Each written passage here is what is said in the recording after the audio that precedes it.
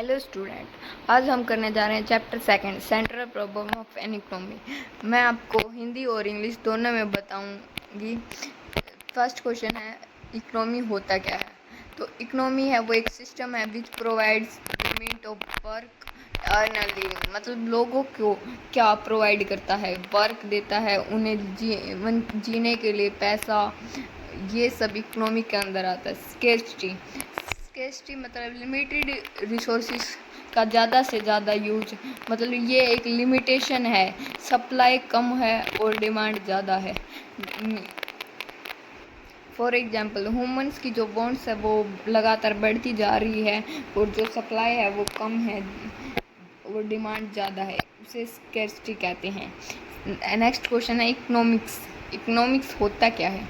Economics is a social science and study the way a society choose to use its limited resources which have alternative use to produce goods and services to distribute them among different group of people।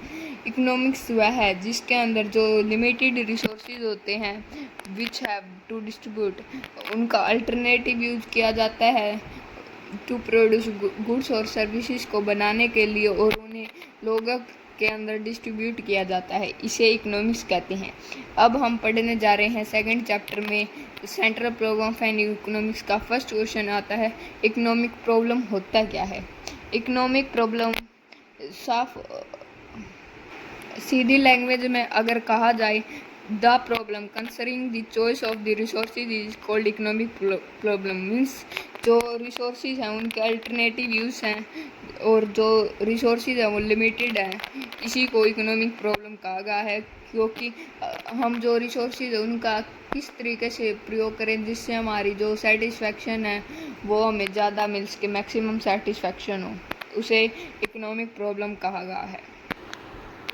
Next है, what are the cases of economic problem. मतलब क्या क्या reason है जिससे economic problem होती है। First है unlimited want. Human की जो वॉन्ट है वो अनलिमिटेड है, जो ज़्यादातर बढ़ती जा रही है, कभी ख़त्म ही नहीं होती।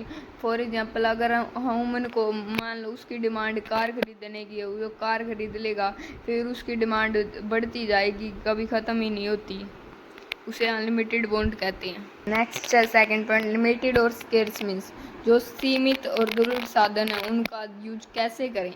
स्केर्सिटी का मीनिंग मैंने पहले ही बता दिया था। आगे है स्केर्स मीन्स यही कि जो रिसोर्सेज हैं वो कम है और उनकी जो ह्यूमन की वांट है वो ज़्यादा है, मीन्स सप्लाई कम और जो डिमांड है वो ज़्यादा है। नेक्स्ट है अल्टरनेटिव यूज। जो 1 रुपये फॉर एग्जांपल हम ले सकते हैं कि हमारे पास 5 रुपये है, उसकी हमारे पास अल्टरनेटिव यूज है, मतलब और ज़्यादा उपयोग है उसके। जैसे कि 5 रुपये के हम चिप्स भी ला सकते हैं, कुरकुरे भी ला सकते हैं, तो उसके पास हमारे पास 2 अल्टरनेटिव यूज हो गए, उनमें से हम कौन सा सिलेक्ट करें तो उसे हम अपने लिए सेटिस्फेक्शन के लिए यूज कर देंगे, तो उसे अल्टरनेटिव यूज कहा गया है।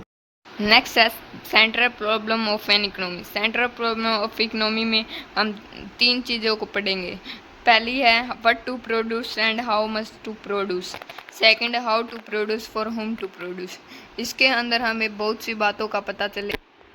What to produce and how much to produce के अंदर हम पढ़ेंगे कि हमें क्या बनाना है, कितना बनाना है, कितनी क्वांटिटी होनी चाहिए, कैपिटल गुड्स, कंज्यूमर गुड्स, क्या क्या बनाए, शुगर, क्लोथ, व्हीट, घी एक्सेट्रा, और कितनी क्वांटिटी में बनाएं, कितना प्रॉफिट हमें कमाना है, ये सब what to produce and how much to produce के अंदर आएंगे। हाउ टू प्रोड्यूस मतलब कैसे बनाए, लेबर इंटेंसिव टेक्निक हो, कैपिटल इंटेंसिव टेक्निक, मतलब हम लेबर हैंड से बनाएं या फिर मशीनों की सहायता से बनाया जाए। फॉर होम टू प्रोड्यूस में इसके अंदर हमें जैसे पुअर जो गरीब लोग हैं उनके लिए बनाए, रिच अमीर लोगों के लिए बनाए, बच्चों के लिए बनाए, या फिर बूढ़ों के लिए, युवान यूथ के लिए बनाए, किसके लिए बनाए, for whom to produce. Next है production possibility curve and the central problem. Production possibility curve, इसके अंदर जो ग्राफिकल रिप्रेजेंटेशन है ये, और इसमें 2 गुड्स होते हैं उनके बारे में उनके बारे में बताया गया है कि दो रिसोर्सेज से हम मतलब जो उनकी टेक्निक है that all resources are fully employed, उनका कैसे फुल रिसोर्सेज में हम यूज कर रहे हैं या फिर अंडर यूटिलाइजेशन कर रहे हैं, ऐसे इन सब चीज़ों के बारे में बताया गया है प्रोडक्शन पॉसिबिलिटी कर्व में।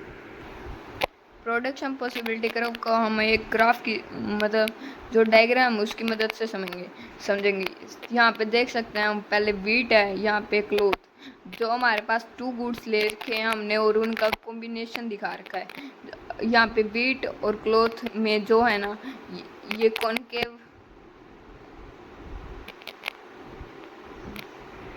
कॉनकेव कर्व, ये एक कॉनकेव कर्व है और इसके अंदर जो भी इस लाइन के ऊपर जो भी ये पॉइंट है A B C D E, ये मतलब जो मैक्सिमम यूटिलाइजेशन हो रहा है यहाँ पे रिसोर्सेज का। और जो ये यहाँ पे अंदर इसके जो रिसोर्सेज आ रहे हैं ना, मतलब जो रिसोर्सेज थे उनका इफ़िशिएंट तरीके से यूज नहीं किया गया है अच्छे तरीके से, और जो बाहर ये रिसोर्सेज है इनको हम प्राप्त नहीं कर सकते। इनको प्राप्त करने की जो हमारी पॉसिबिलिटी प्रोडक्शन कर्व है ना वो यहाँ से बढ़ाएंगे तब हम इनका रिसोर्सेज को प्राप्त कर सकेंगे, अभी हम प्राप्त नहीं कर सकते। इसे प्रोडक्शन पॉसिबिलिटी कर्व कहा गया है।